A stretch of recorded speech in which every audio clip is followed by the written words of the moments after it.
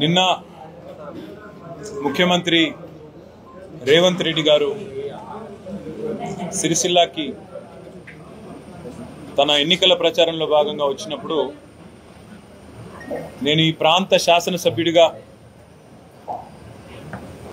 నేను ఆశించింది, ఈ ప్రాంత ప్రజలు కూడా ఆశించింది ప్రభుత్వం నుంచి ఏంది అంటే 4 మంచి మాటలు, సాంత్వన చేకూర్చే మాటలు, చేసిన తప్పుని సరిదిద్దుకునే విధంగా కొన్ని మాటలు చెప్తారని చెప్పి నేను ఆశించాను.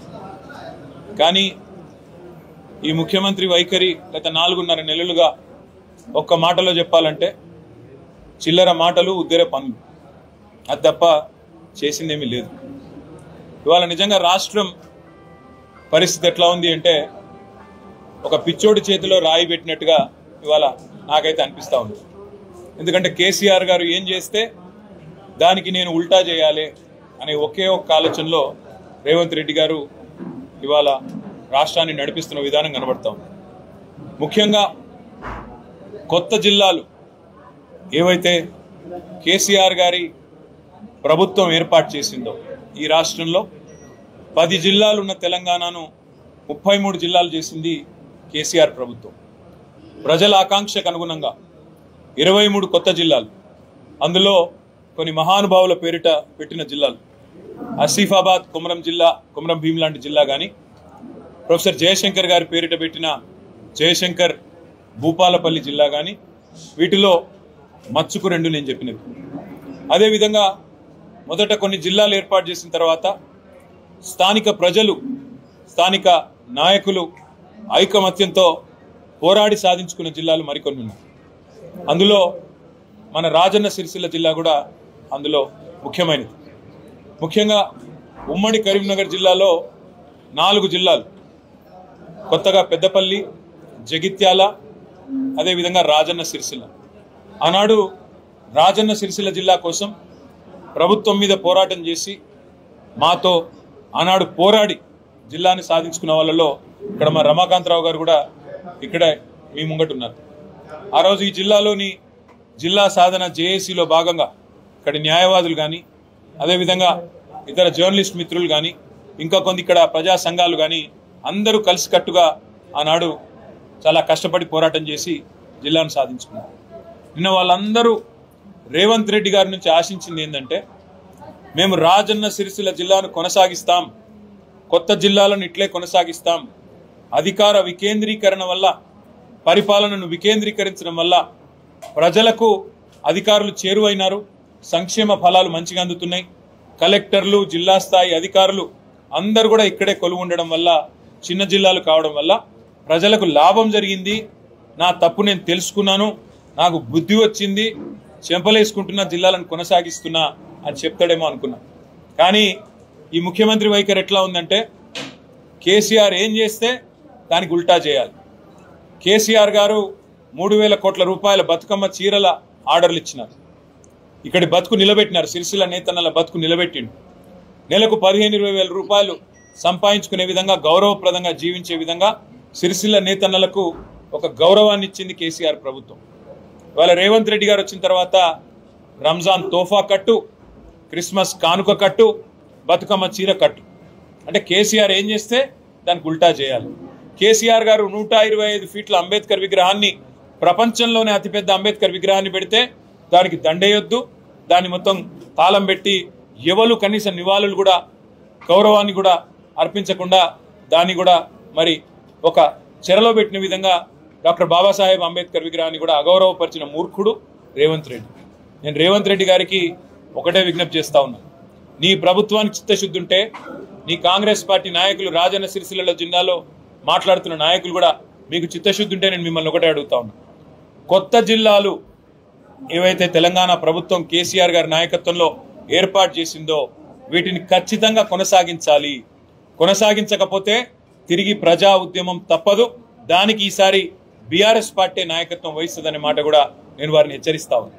ఎందుకంటే ఈ జిల్లాలు ఏర్పాటు చేసింది ప్రజల ఆకాంక్షకు అనుగుణంగా ఏర్పాటు చేయడం జరిగింది, ప్రజల పోరాటాలకు అనుగుణంగా ఏర్పాటు చేయడం జరిగింది, అంతేగాని ఇష్టానుసారంగా జరగలేదు. అందుకే రేవంత్ రెడ్డి నేను అడుగుతున్నా, మీ పార్టీ వాళ్ళు చెప్తా ఉన్నారు పార్లమెంటుకు ఒకటే జిల్లా ఉండాలి అంటున్నారు. అంటే 17 పార్లమెంట్లకు 17 జిల్లాలు ఉండాలన్నది ఒక విధానంగా నువ్వు చెప్తా ఉన్నావు, విధానపరమైన నిర్ణయం అని చెప్పి మీ పార్టీ వాళ్ళు చెప్తా ఉన్నారు. మరి 33 జిల్లాల్లో ఏ జిల్లాలను తొలగిస్తారు, ఏ జిల్లాలను కొనసాగిస్తారు, తప్పకుండా ప్రజలకు తేటతెల్లం చేయాలని చెప్పి నేను డిమాండ్ చేస్తా ఉన్నాను.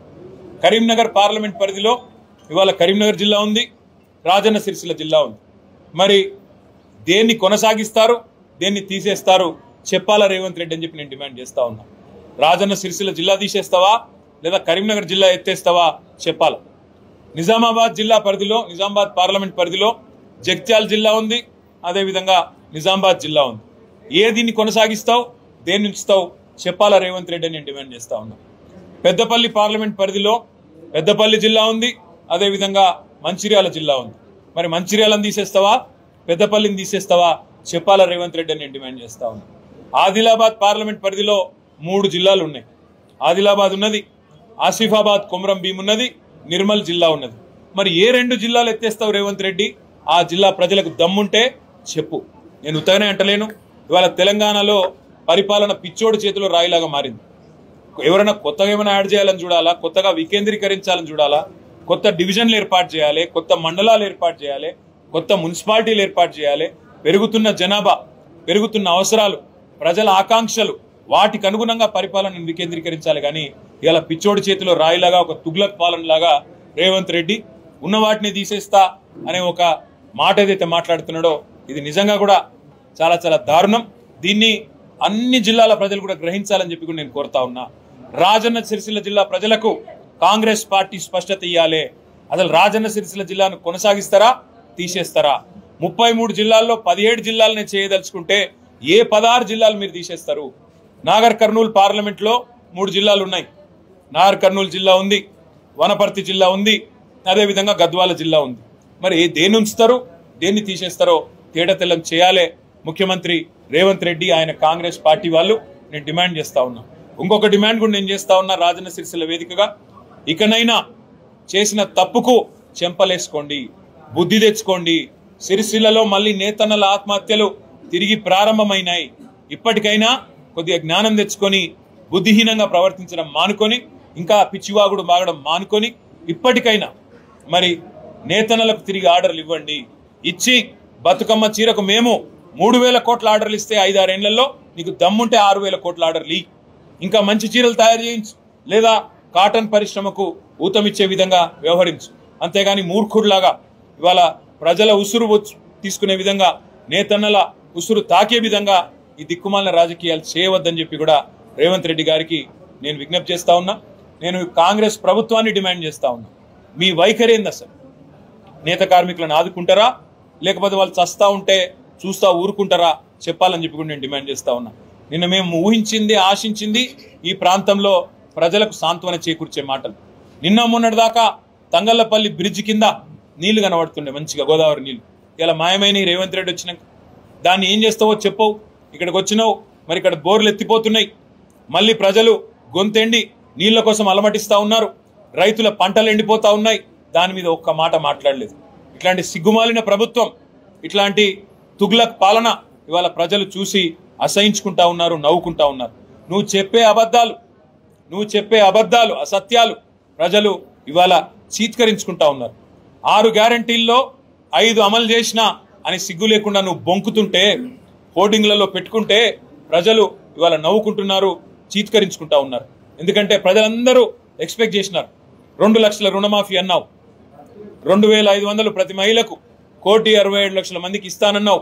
అదేవిధంగా పెద్ద మనుషులందరికీ 4,000 ఇస్తానన్నావు. తులం బంగారం అన్నావు, స్కూటీలు అన్నావు, 100 రోజుల్లో అన్నీ చేస్తా అని చెప్పి పొంకనాల పోతిరెడ్డి లాగా డైలాగులు కొట్టినావు. ఇవాళ మళ్ళీ సిగ్గు లేకుండా వచ్చి పచ్చి అబద్ధాలు. పెద్దలు చెప్తారు ఊసర వెళ్ళి రంగులు మారుస్తుందని, కానీ రేవంత్ రెడ్డి గారేమో తారీఖులు మారుస్తుండు. ఊసర వెళ్ళి రంగులు మార్చినట్టు రేవంత్ రెడ్డి గారేమో తారీఖులు మారుస్తుండు. December 9 నాడు రుణమాఫీ అన్నాడు, మళ్ళీ ఇలా 15 ఆగస్టు అంటున్నాడు. మళ్ళీ ఇలా దేవుళ్ళ మీద ఒట్లేస్తా ఉన్నాడు.